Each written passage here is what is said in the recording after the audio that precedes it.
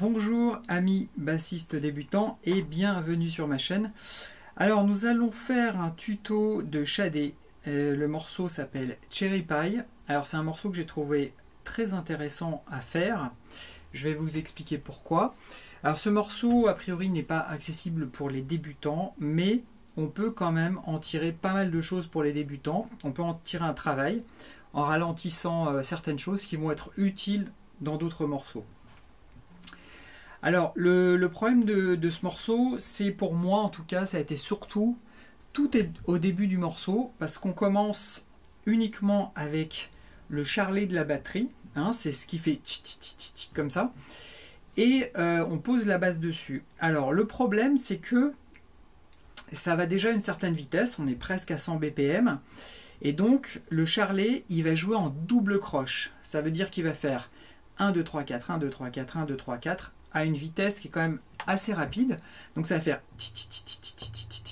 et ça, il faut réussir à le suivre avec la basse et bien jouer, bien caler avec le charlet, parce que le problème c'est que si on est un tout petit peu à côté, ça fait tout de suite pourri, ça s'entend et c'est vraiment pas terrible. Ça s'entend encore plus si vous vous enregistrez et que vous vous réécoutez derrière, vous allez voir que si vous n'êtes pas nickel, c'est pas terrible du tout. Ok, alors on va mettre en place des petits outils techniques que maintenant j'utilise pour justement essayer de se caler sur ce charlet. Alors le charlet en fait c'est comme s'il faisait sur une mesure, il va faire 16 petits coups de charlet. Alors il y a des intonations, mais en fait c'est 16 petits coups de charlet sur ce qu'on appelle les 16, ça veut dire par temps. 1, 2, 3, 4, 1, 2, 3, 4 et par mesure, il va y avoir 4 coups de charlet par temps. 1, 2, 3, 4, 2, 2, 3, 4, 3, 2, 3, 4, 4, 2, 3, 4. Ok, ça fait un truc comme ça. Alors si on écoute juste le charlet, ça va faire ça. J'ai baissé la vitesse et j'ai juste mis en place le charlet. Alors je vais baisser quelque chose là, parce que j'avais préparé des trucs. Voilà, ça va donner ça.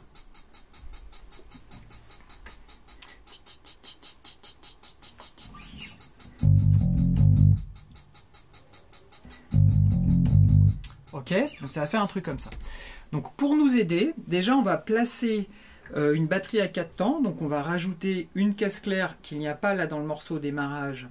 La caisse claire et la grosse caisse pour donner juste le positionnement du charlet par rapport au temps. Et ça va donner quelque chose comme ça.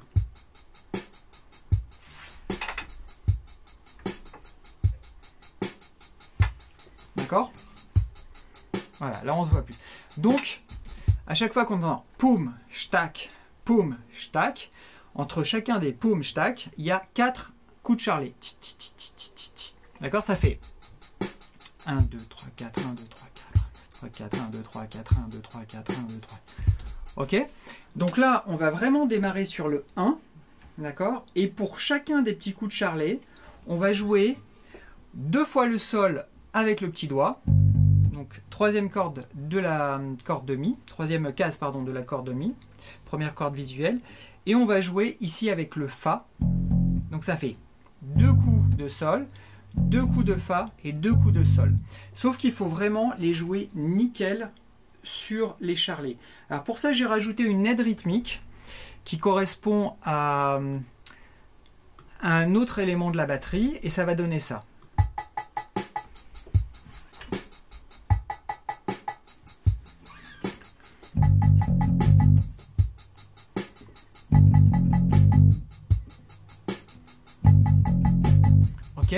Donc ça va être une aide précieuse. Alors toutes ces ressources, vous pouvez les télécharger sur mon site de formation dans la section gratuite. Il y aura les ressources dont on va parler dans ce tuto, plus la partition. Alors si on veut caler ça, on va le mettre moins vite. On va le mettre à 60 BPM. Et ça va donner ça. D'accord ?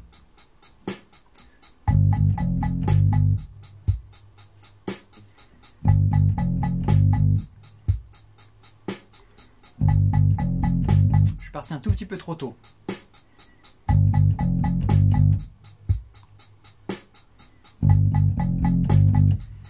Voilà, donc ça il faut le faire jusqu'à ce que vous sentiez que vous êtes vraiment dedans.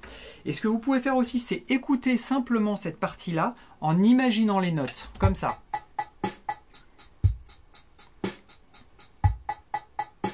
D'accord?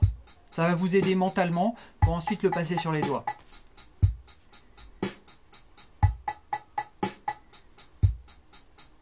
Voilà, donc ça pour les débutants, c'est vraiment un super exercice rythmique de la main droite pour commencer à placer exactement ces notes bien comme il faut, les caler bien comme il faut. Donc on va rajouter maintenant le reste de la ligne et là il va y avoir un tout petit changement sur la toute première note de ce qu'on vient de voir. Je vais m'expliquer. Donc ensuite, la suite après ça, il va falloir placer ça. Donc on va chercher le Ré, le Fa, donc 3 fois le Ré ici, 5e case de la 2e corde. Ensuite, 3e case de la 3e corde, on va chercher le Fa. Et avec le petit doigt, le Sol. Je le rejoue doucement. D'accord? Entre ces 4 notes-là, il n'y a pas de rupture, les 4 notes sont jouées pareil, on va le voir à quelle position sur le charlet, et on termine par cette note-là piquée. D'accord? Donc là, on sent qu'il y a un temps entre ces 2 dernières notes. Voilà, il y a un petit silence. Et si on fait tout ensemble, ça fait... Ok? Donc, on va essayer maintenant de placer ça de la même façon. J'ai préparé une partie drum beat, une deuxième partie drum beat. Donc maintenant, on va bien écouter ce que ça donne. Ça va donner quelque chose comme ça. Alors, je vais le baisser à 60 aussi.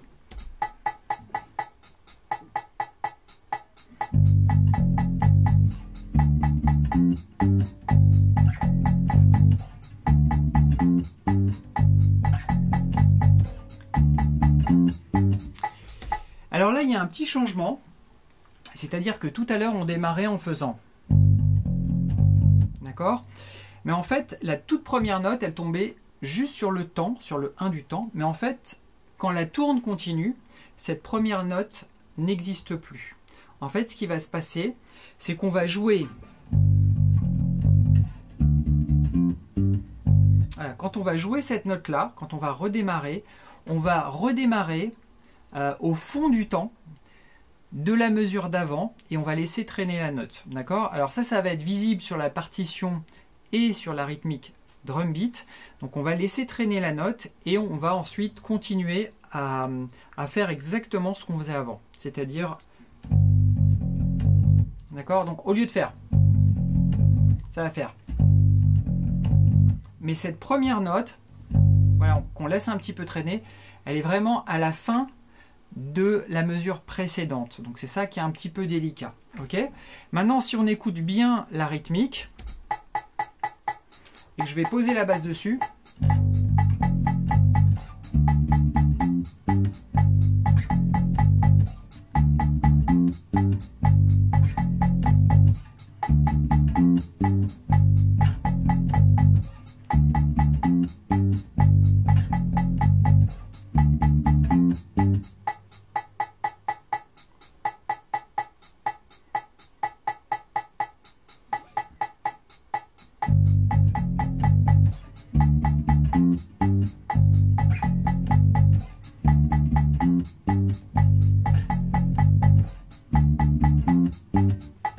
alors j'ai arrêté de parler à un moment, tout simplement pour que vous entendiez juste la partie percussive et que vous arriviez à placer mentalement les notes, que vous les chantiez dans votre tête ou oralement sur la partie percussive pour vous aider à faire les placements qui ne sont pas forcément évidents. Et ces placements, ils doivent vraiment être assez précis.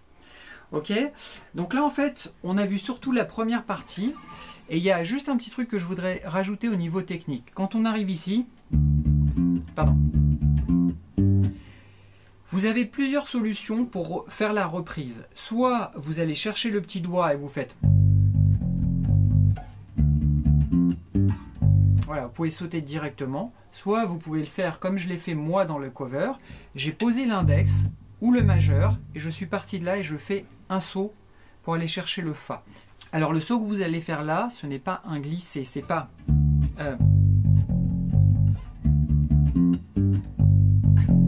c'est pas un glissé. Vous allez lever le doigt très légèrement pour aller chercher votre Fa. Comme ça, on n'entend pas du tout de glisser, mais tout ça c'est une histoire, c'est assez fin, hein, ça fait... On entend le glisser de mon doigt sur la corde qui ne ressort pas dans l'enceinte, on entend au niveau du micro. Par contre, je lève bien le doigt pour que la corde ne soit plus en contact avec les frettes. Ça fait. D'accord? C'est pas. Parce que là, ça fait vraiment un glissé. Ok? Donc ça, c'est pour la première partie. Maintenant, on va voir la deuxième partie. Alors maintenant, pour la deuxième partie, je vais tout lancer avec LED drum beat. Je vais déjà vous le jouer pour vous donner une idée de ce que ça donne. Je vais laisser tourner, parce que c'est sur 2 mesures, je vais laisser tourner 2 premières mesures avec LED sans jouer et je vais enchaîner avec la basse et ensuite on va décrire. Ça donne ça.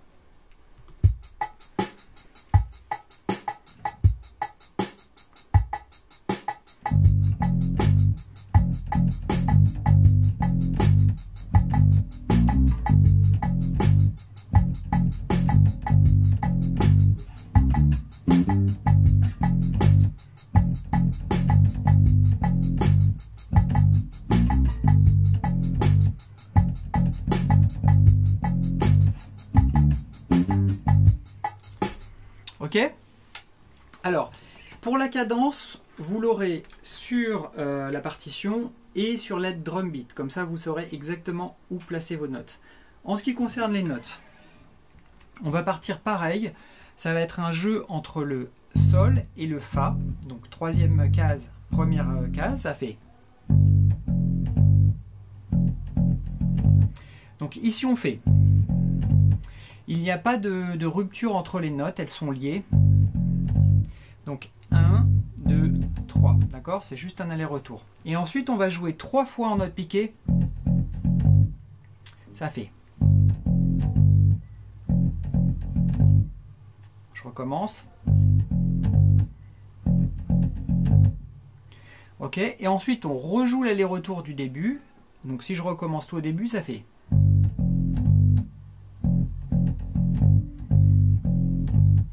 Et là, on va jouer comme ça les notes d'après. Donc, on rejoue du Fa au Sol. Et juste en dessous, on va aller du Si bémol au Do. Ça fait. Donc, je recommence. Si je fais toute la boucle, ça fait.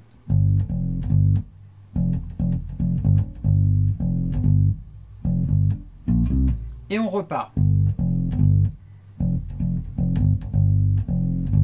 Mais cette fois, au lieu d'aller du Fa au Sol, puis du Si bémol au Do, on va décaler la main et on va aller du Do au Ré et du Fa au Sol. D'accord? Donc ça va donner ça.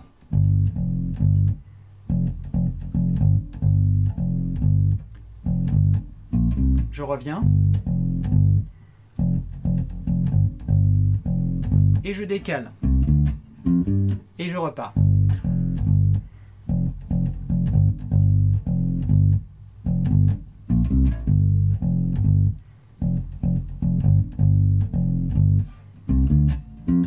Ok, donc ça va tourner comme ça pour cette première partie, parce qu'après on va garder les mêmes cadences, mais il y aura quand même un changement au niveau des notes. Donc si on rejoue cette partie sur drum beat, ça donne ça.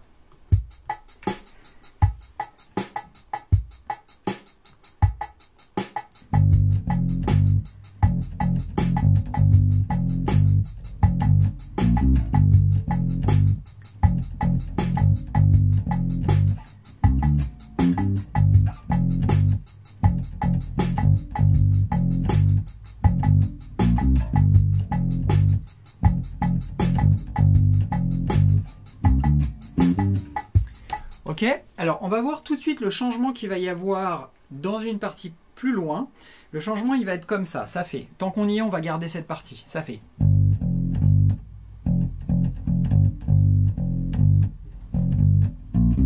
Et cette fois, au lieu de revenir sur le sol, on va rester sur la note où on est, sur le Do, et on va jouer la même cadence.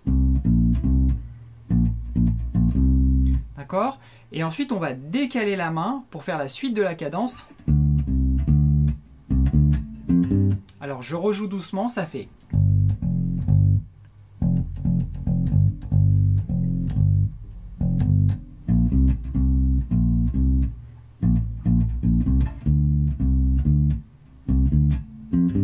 Et on repart d'ici, d'accord?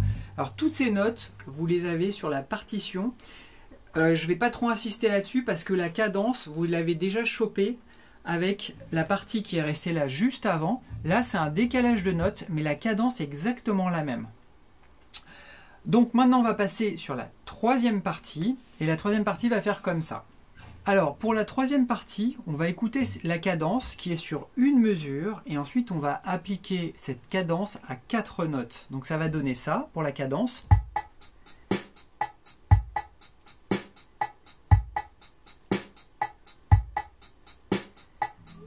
Ok. Alors maintenant, je vais poser cette cadence avec la basse et en fait, il y a 4 notes à chaque fois sur une mesure. C'est toujours la même note qu'on va jouer dans cette cadence-là. Ça va donner ça.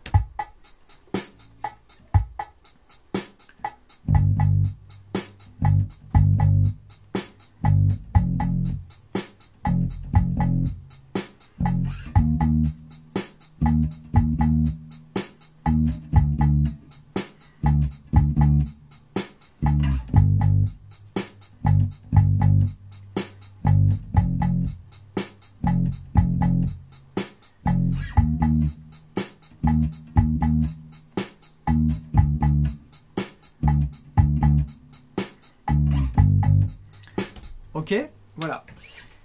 Alors, c'est assez simple, il suffit simplement de suivre la cadence. On va juste voir, il y a 2 glissés à passer. Pour le reste, c'est assez simple si on est bien calé sur cette cadence-là. Alors maintenant, si on le joue à la basse, je vais vous montrer chacune des notes. On va partir sur le sol et on joue cette cadence, exactement celle qui est décrite dans le fichier Drumbeat. Ça va faire... Et là, il y a un changement et on rejoue la même cadence. On repart sur le Fa. Ça fait...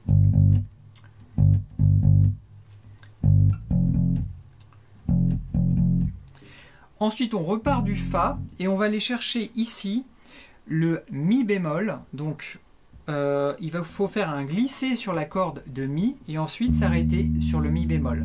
Donc, ça fait...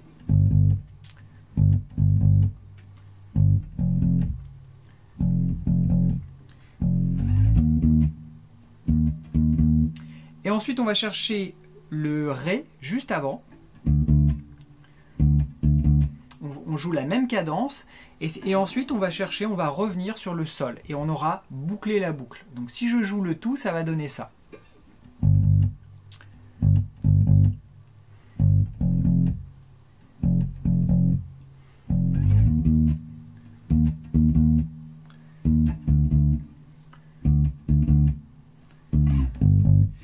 Alors le petit glissé, quand on part d'ici, il ne faut pas le faire trop tôt, il faut le faire assez tard pour respecter la cadence.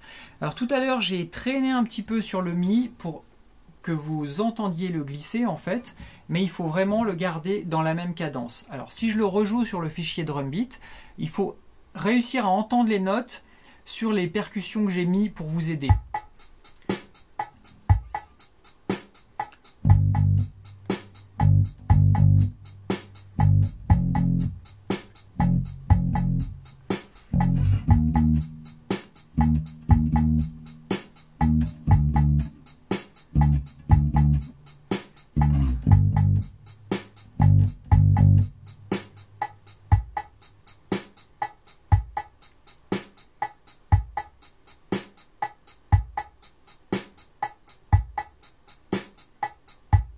Ok, voilà. Moi, ce que je fais quand je ne jouais plus, j'entendais mes notes. C'est-à-dire, je les jouais mentalement et j'entendais les notes sur les rythmes. Franchement, ça aide énormément ce genre de truc que je vous propose. Donc, n'hésitez pas à l'utiliser parce que ça va vous permettre justement de voir la rythmique d'une façon un petit peu différente et ça va vraiment beaucoup vous aider. Moi, j'utilise énormément ça pour me caler quand j'ai des petits problèmes où j'arrive pas à choper l'endroit précis. Je m'aide d'abord avec ces rythmiques-là que je me pose mentalement. Après, je pose les notes je vais assez doucement, après j'augmente la vitesse et ça devient complètement naturel, je chope le truc. N'oubliez pas une chose, c'est qu'à chaque fois que vous faites ce genre d'exercice, même quand vous jouez de la basse, tapez le temps avec votre pied ou alors avec votre tête. En tout cas, il ne faut pas lâcher le temps pour toujours être calé. Alors c'est vrai qu'au début c'est un petit peu compliqué, donc il faut faire une étape, c'est-à-dire d'abord apprendre la ligne, savoir la jouer sans taper le temps, sans se mettre de stress rythmique.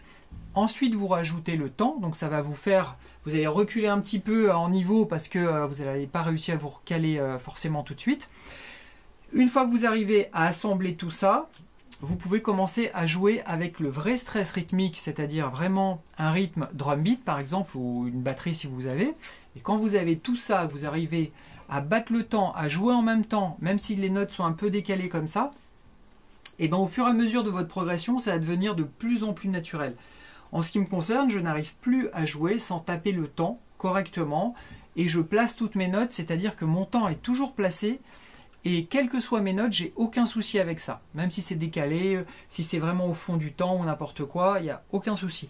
Donc vraiment, je vous recommande de ne pas lâcher ce truc, de taper toujours le temps avec votre pied ou au moins avec votre corps. Il faut que vous ayez cette pulsation en vous en permanence et que ça ne vous lâche pas. Ok? Voilà. Alors, vous avez, comme je vous l'ai dit, la partition, vous pouvez la télécharger et regarder ça.